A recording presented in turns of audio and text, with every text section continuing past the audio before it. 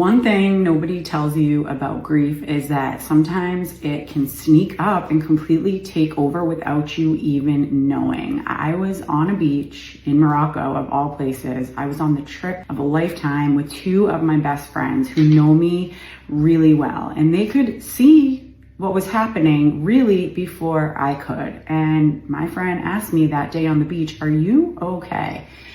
In that moment, I realized, no, I am not.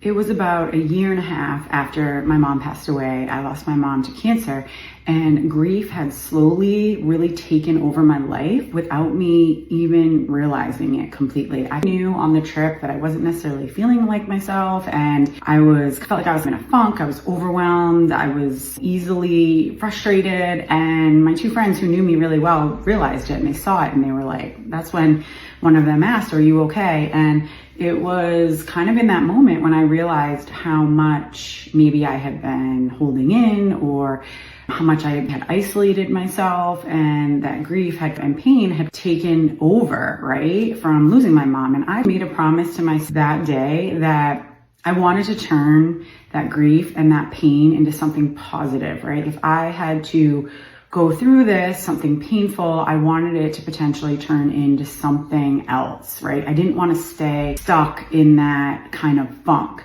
And it was around this same time that I had been going down rabbit holes and researching ingredients and learning more about environmental toxins and things that are potentially impactful to women's health. And that's what brought me to where I am with clean beauty mission and journey, and where I'm at with my philosophy. Because the more I learned, I realized it's not about fear, it's about awareness, right? And it's just about knowing better so that we can do better. And women deserve honest, transparent, empowering information so that they can make empowered choices. And I don't want to scare anyone, I don't want to scare women, but I'm here to empower them.